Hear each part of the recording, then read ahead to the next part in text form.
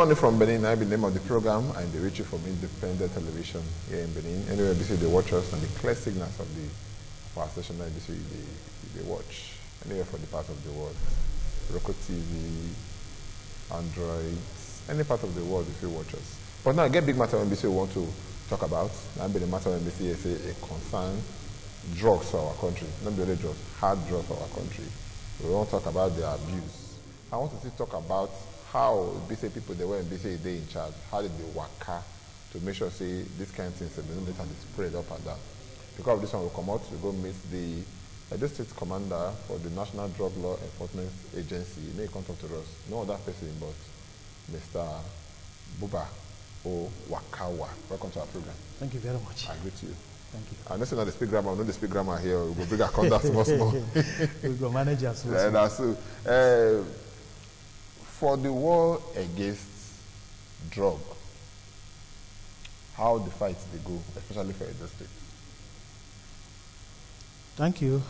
Make I begin by saying I appreciate ITV when they get time, invite us, make a come talk more about the work we will do for Edo State. Edo State for Nigeria, they among the states where they produce, where they farm Igbo. That's cannabis sativa, what they call Igbo. Because of that, the work where we get for Edo State plenty. But with our commitment, we don't try, make we reduce them to the barest minimum. Not only Igbo, not be the matter of business on the pursue for not the only. Not only Igbo, be the matter of BC NDLEA, because the way it starts at now, it talks say yes, Edo State and one of the areas where BC yes, they cultivate this, the plantain and the rest. So now just that one be the work on business and they do. Get plenty things where people they abuse. But basically, cocaine day, heroin day, all these psychotropic substances. I don't hear that one. Psychotropic substance, this kind drugs where the chemist, where people they go buy, or where the pattern medicine store, where people they go buy, the abuse, like tramadol, codeine with syrup, this cough syrup with codeine, raffinol, all these ones, they are now drugs where we're supposed to take care of the problem where you get sickness. But people they go buy them, people who are not sick, they go buy them, they take them, make them they high. So all these ones now the ones where we take the control for Edo State. Okay, make I come back to the one where you take start. You say this cannabis sativa, Igbo, say they for Edo State. But I hear the United Nations the other time talk about the World Health Organization, one of those big international bodies. He said, maybe they allow, maybe they legalize, and maybe people they take them. So why can't they fight against what they say UN or the World Health Organization they take? You see, that thing where that woman talk for UN, people no understand what she talk. People misunderstand what she talk. You get some countries where they don't legalize Igbo. Make I talk about what she talk first before I talk about this issue of legalization. Okay. What she talk, they say, Igbo, science don't show say Igbo get use, medical use. So maybe they allow those where one use Igbo for medical purposes. May they use them. But what this issue of legalization is what I want to clarify here. Difference day between legalization and decriminalization.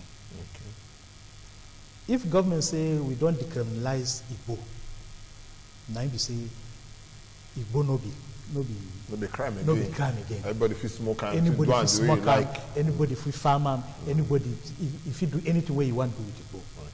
But when they say make you legalize them, nobody say people will just they go about, they farm the thing, they use them. When you legalize it, people will use them for the medical purposes, maybe research companies, for example, or medical doctors that want to do research, or professors that want to do research. Then go come apply. When they apply, then go get approval. When they get approval, they go ask you, what do you want to use the Igbo for? Okay, I want to use them for this medical exercise. Make a user make drug, for example. Okay. Then go say, okay, where your company, where you want, where go, then go inspect them. The company fit do am. If the company fit do am, fine, number one. Number two, okay, this is your company. What will be the size of the farm where this your company go use? Is it 1 acre? Is it 2 acres? Is it 3 acres? So then go approve them for you. Then government go to monitor them from the day you go begin plant them to the day you the cultivator, harvest them. Then after you harvest them, where you go carry them, they go. All these ones, it requires monitoring. Okay. So that is the legalization we are talking about. Okay, so different day between criminalization or decriminalization according to you. And legalization. Decriminalization, we say you go take a maybe criminal thing again, maybe crime to take a. But legalization, say if you not even follow that procedure where they give you well, in fact, it's a criminal offense. We will catch you with it. Okay. Hello, Wahala. If you see. Sorry. So what she was trying to say, the two ways she be want to be say, those who want to do research, make them allow them, make them do research. Okay. But for Nigeria, how many people they do the research for Igbo, where we will legalize the Igbo? Okay. All these people won't be saying that they say, because when I come to your office that day, I see mountain of Igbo, when we say, I don't they gather. If I notice they happen, I'm going to put her for outside again, burn them again, and the rest. So I come to ask, and when I come there, I see so many vehicles for your place. I come the one that say, what did they happen? Even so, the vehicle so much that where person go pass, enter your place. Now, even you say, you never get ready to park your motor for outside. And when I come that there, no sitting outside, everybody there. To enter your office, now you go pass one small road, Appian Road, enter your office. Which of those vehicles they do there? Now they sell vehicles there, I mean, now they manufacture vehicles. Thank you very much. You see, like you when don't enter our office, you don't see the kind of work we do. You don't see the magnitude of the work we don't do. The law say anything where you use, carry the Igbo, they go sell them. Make we see them. Okay. If na aeroplane, now you carry, they go carry Igbo, they carry and go somewhere. You go see them. Those motor where you see, now the ones where people they use, they go carry the Igbo from another place. They carry, they go sell for another place. So what are the vehicles they do there now? After, when we arrest such things, we they carry them go court. Okay. Court will determine the matter. If the court convicts the person who carry the Igbo, that we automatically apply for entering forfeiture from the court. Okay. Say now this motor now he take use, carry the Igbo. Now he take use come the commit the offense. Okay. So there and then the court will grant us forfeiture. Okay. And after the court don't grant forfeiture, the next thing now for federal government, let them give us approval. Make we auction. To know what to do with the vehicle. Make we auction. Okay. So, but the way it be, some of those vehicles when they did there, I don't see some the way they be there. Some of them be like, say, when I don't start to my office, some they there. No. Yes, because if you look inside now, you go see some vehicle, like say, you go know with age, see their age for that place, they don't park that vehicle for many, many years. It depends on. So how long does it cost? Some cases, they reach Supreme Court. Okay. Some cases, they go far, they reach Supreme Court. If we convict you, for example, if you say... No, if they convict person, we don't be convicted. If they convict person, the person if he say, he go appeal. From appeal, if he lose them, he go say he go Supreme Court. So, by the time, before it reaches there, definitely, Nigerian judicial system, it go don't take many years. Okay. Maybe why some of them. Okay, but what one I go know, Christians, they get the belief say for every 12 years, say Judah. You understand? You know, if you don't say, say everybody where they office in this, because maybe all the cases, but they hear of cases of people when we say they for MDLA, they'll catch people for a side bush and the rest of them, they'll settle them and all that. Before the matter no go reach office. And that kind of thing. If I thought maybe you could also you know get. Now your own now you know. But we don't hear cases of that. And all that. What do they do, these kind of people, to make sure say now because it go day very difficult to say yes, crime no day. And go there, person no go fit come out and say yes, in person when you they work, we know how many people they work for, over 200 people they work with you and they under your command and all that. You can say one person no day when the BC yes, hand no clean. That kind of person, how do they do that? Like you talk to in every set of disciples, Judah Fide. Okay. We no go say NDLA. Say no Judah no day. Every organization, Judah Fide. But how would they handle such things? That be the question I ask. That be the matter. Everything, it all depends on the leadership. When you be leader, we know they tolerate some of these bad things. Anybody where you catch, you deal with that person. According to the law. According to the law. We have our own internal disciplinary procedures. You deal with the person according to the laid down procedures. And that one, others will take dressing. So, me, since I come here, there are some allegations. There are some allegations, but there were some cases where we don't investigate, and we know the type of kind of punishment where we give the person.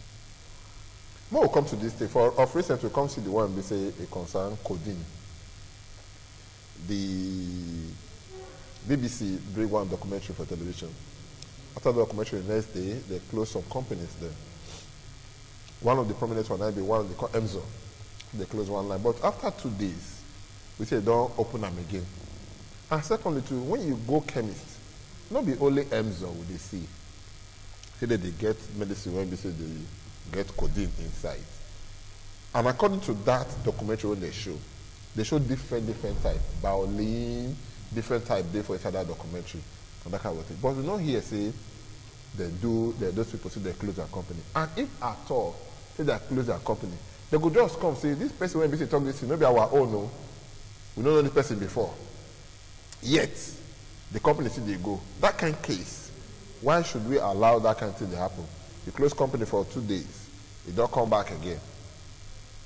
Thank you very much. I want to make you understand the difference, or make we differentiate between NAFDAC and NDLA. Okay.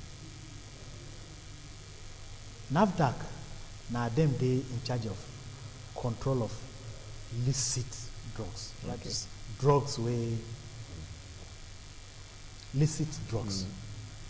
NDLA, now we they in charge of control of illicit drugs. Codeine, for example, before this documentary, NDLA have been crying over the issue of abuse of codeine for a very long time. We have done a lot of sensitization. We have done a lot of advocacy. In fact, in Edo State here, during our United Nations Day Against Drug Abuse and Trafficking, June 26th, we had seminar for patent medicine shop owners, vendors, okay, in all the 3 senatorial districts. And our focus then was on these psychotropic substances. Okay. That is tramadol and codeine, specifically. I have you can see this. Okay, now seminar this seminar that we had. Okay. Repositioning NAPMED in the fight against drug abuse. Okay. Our focus that time was because we see, say, people they abuse this codeine syrup, but we don't get power. Make we stop them because it was an over-the-counter drug, and the people that have the power to stop the production is NAFDAC. Okay. It's not Indian because it is illicit drug, it's over-the-counter drug. No so it was NAFDAC that closed the factory I'm talking about and not NDLA. Okay, but when they see some things, okay, we'll come back. Because for that, this thing, we say, even people there when we see they come out, they go outside. Some NDLEA people, they know they sleep. They go outside, go people areas where they say for they use these drugs, and they go raid people. We never hear say the NDLEA for those states they raid people they when they use codeine. They raid people they when they use tramadol. You understand? Okay. And secondly, too, we see the other time say they import tramadol come this place. You see they get over 400 sachets or pack of tramadol come. Before nothing they happen now. We don't know what you can happen to those drugs again. And many of them don't find themselves into the streets. But I will never hear say because when I come in the office that day, I don't see anywhere where I put codeine one arrest. But I see Igbo. I see the rest. This question where you ask is very good because many people will not come near us, no go know how we operate. Okay. Last in this year, on the 23rd of February to be precise, we destroyed 136,000 kilograms of different types of drugs. Among them, this tramadol we talk about was about 8,000 kilograms. This tramadol we talk about, where we destroy. When we seize, we have a warehouse that we keep these things inside. That's we call it the exhibit room. Okay. They call it an exhibit room. As soon as the court don't conclude the case, you don't convict the person. We now apply again. Make court give us order to destroy them. Make we destroy. And now court now will give us the order. Say make we destroy and for public. So those are when they bomb man and the rest. After court. Now the one where court don't give us order. Okay. Say make we destroy. Okay. For public where people see. Okay. As at now, we destroy 136. I still get over 100 tons in office for my exhibit room, where the court never give. Some cases never finish. Some don't finish, but the court never give us order. So how you think they get this thing? Are they ready now with the talking until they get them now? I've been waiting. Are they ready? Because me, no, they ready. You talk about this woman we talk for you and ODC. One of the things where she talk about now this issue of criminalizing users in the drug control. We have two categories of people. Number one, now the dealers, now the people where they sell, they make money, they make people mad, they make people poor. Their own now money maybe their concern. Number two, now the people where they smoke, the users. Okay.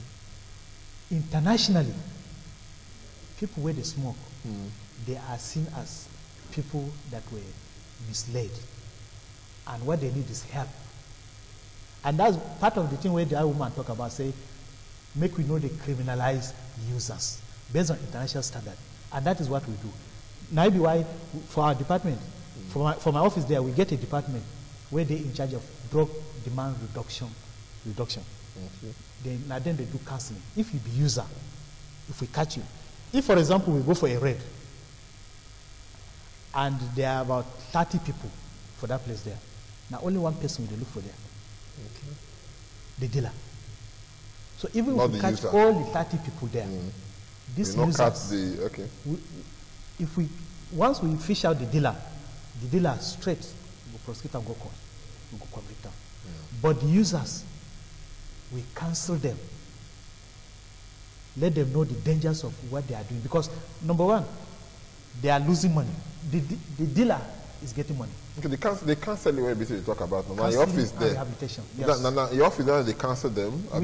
We get because I'm not just going to get rehabilitation this thing. Before you go answer that question, I want to let us know that viewers saying if you call us, we'll take 1 or 2 calls before this we go allow brother Boba Wakawa leave us. So we could take 1 or 2 calls before this we go later come out. You know the number 052-290-573. Call up for that number 052-290-573. We'll take 1 or 2 calls before we come out. So they ask you again now. The counseling. They cancel them from the office there. We have a department that is in charge of counseling, and we have like a dormitory. Okay. It's not big, but we have a dormitory where In fact, people, they bring their own children. People, they bring their own children for counseling. We go stay for about 3 months for our dormitory there. They receive counseling and rehabilitation. Okay, what about the rehabilitation? And I get rehabilitation facility for that place too? We don't have the rehabilitation because they see for One of the outside now, things, because I see maybe some areas when we say this thing, the abuse of this codeine and others, they prevalent. Like the one they show for the north, for Kwara State and the rest. Rehabilitation centers are there. Is it because the rate of users not plenty here like that? Then become no get rehabilitation center here. Let me come to that.